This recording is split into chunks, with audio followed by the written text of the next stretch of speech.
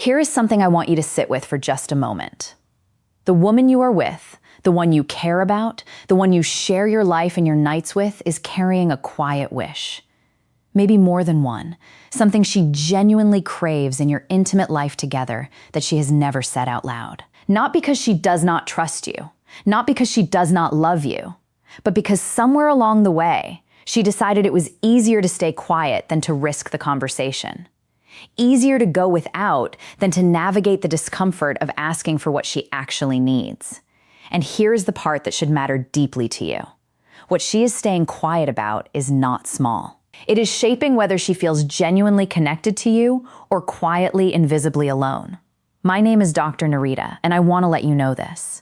In 12 years of working in intimacy and relationship wellness, I have sat with countless women who described variations of the same experience. A partner who is loving, well-meaning, and entirely unaware of the gap between what she is experiencing and what she is capable of experiencing with the right understanding from him. Today, I am going to close that gap for you. 4 things specific, honest, biologically, and emotionally grounded.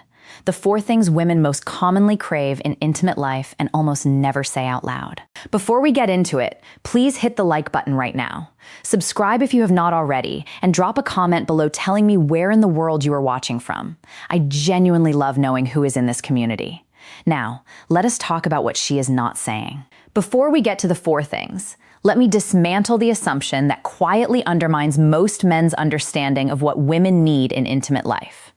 The assumption is this: what she craves physically is primarily physical. It seems logical, but it is wrong. And the gap between that assumption and reality is where most of the disconnection lives. What 12 years of clinical work has confirmed consistently and without exception is this. For the vast majority of women, the physical and emotional dimensions of intimacy are not 2 separate experiences. They are the same experience accessed through different pathways. And the pathway that determines the quality of everything else, the one that governs whether she is truly present or simply going through the motions, is always emotional first. This means that what she craves most in your intimate life together is rarely a technique. It is a quality of presence, a type of attention, a specific emotional experience that her nervous system is designed to need before her body can fully open. The 4 things we are about to explore all flow from that truth. Understand them at that level, not as moves to execute, but as emotional experiences to create, and everything will change. Craving number 1, to be approached, not pursued. This distinction is subtle, but the difference it makes is enormous. Most men, when they want intimacy, pursue it. They move toward it with a kind of forward momentum, physical signals, direct initiation, the clear communication of desire. And desire itself is not the problem. She wants to feel desired. That matters deeply. But there is a significant difference between being approached and being pursued. And her nervous system knows exactly which one is happening. When a man pursues, there is an underlying pressure, however gentle, however well-intentioned, a direction he is moving in, an outcome he is oriented toward. And her nervous system, which is exquisitely sensitive to pressure, registers that orientation. It responds not with openness, but with a subtle bracing, a protective closing. When a man approaches, meaning he moves toward her with warmth and genuine attention, without the energy of a destination, he is trying to reach something entirely different happens. Her nervous system reads, there is nothing to brace against here. There is no pressure to meet, no expectation to manage, just presence. And from that place of no pressure, genuine desire can emerge in her naturally without effort. Biologically, this is tied to the autonomic nervous system. When a woman feels pursued, even by someone she loves, her sympathetic nervous system activates in a low-grade way. Mild vigilance, mild tension.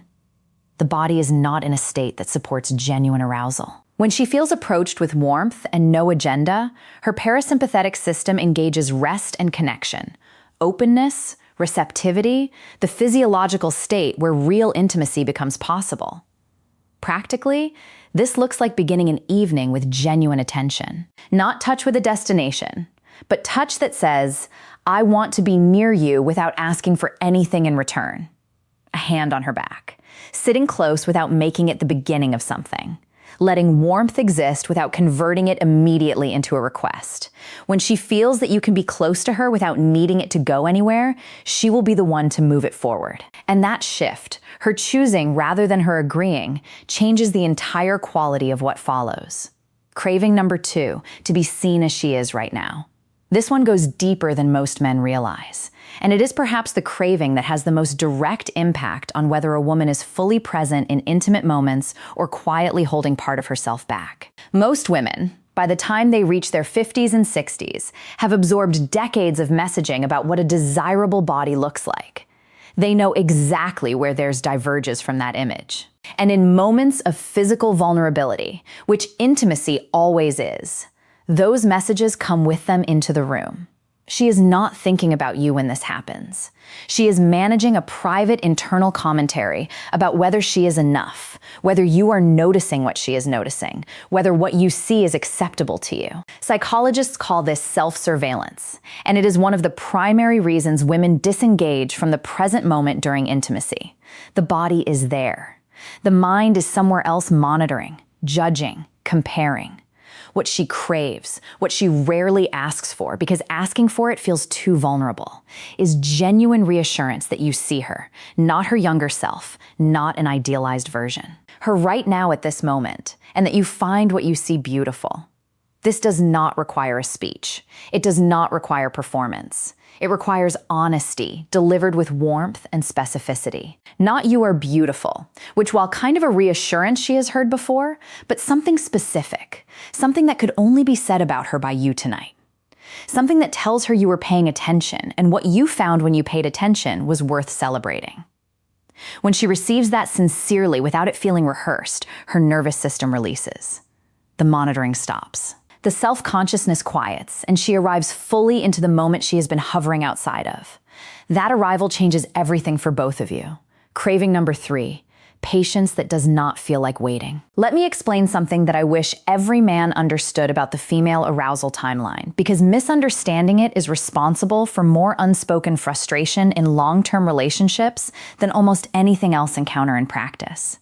Women's bodies require time to fully prepare for intimacy. This is not a preference or a personality trait.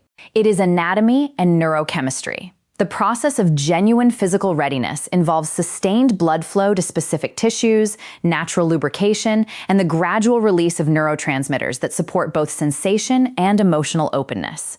This process cannot be rushed. For many women, particularly after hormonal shifts in midlife, this timeline extends further. What once took 20 minutes may now require 30 or 40. And the quality of that preparation time, whether it is warm and unhurried or slightly pressured and goal-oriented, directly determines how comfortable and pleasurable the experience will be. Here is where the craving becomes specific. She does not want patience that feels like a man tolerating the inconvenience of her timeline. She wants patience that feels like he genuinely enjoys the journey, that the time spent in warmth and slow attention and unhurried closeness is not a means to an end for him.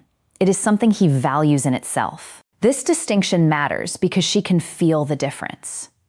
The man who is patient but slightly restless communicates that he is waiting for something. The man who is genuinely present in the slow build communicates that this right here, right now, is exactly where he wants to be. Biologically, when she feels that her timeline is welcomed rather than endured, her cortisol drops significantly. Oxytocin rises. Physical tension releases, and the body's natural readiness, which stress and pressure had been delaying, arrives. This week, practice being in no hurry. Not as a strategy, but as a genuine orientation. Let slow be something you choose, not something you tolerate. Let her feel that the unhurried version of this is your favorite version. Craving number 4, to hear that it was real for you, too. This final craving is one that almost never gets discussed, and the silence around it creates a very specific kind of loneliness. After intimacy, a woman's brain experiences one of its strongest. Oxytocin releases the bonding hormone that creates feelings of emotional openness, attachment, and the need for reassurance that what was shared mattered. This is not a choice her brain makes. It is a physiological response, and it peaks in the minutes immediately following the intimate moment. In that window, she is quietly wondering, Did that mean something to him? Was he present in the way I was present, or was that primarily physical for him while it was emotional for me? She will almost certainly never ask, but the question is there, and what she craves specifically in those quiet moments afterward is for you to answer it without being asked. To say something that confirms in your own honest words that what you just shared was real for you, that you felt it, that it was not just physical release, but something that connected you to her. This does not require eloquence. It does not require a declaration. It requires only honesty and the willingness to be vulnerable enough to say something true. I love being close to you like that. You feel like home to me. I am really glad we have this something.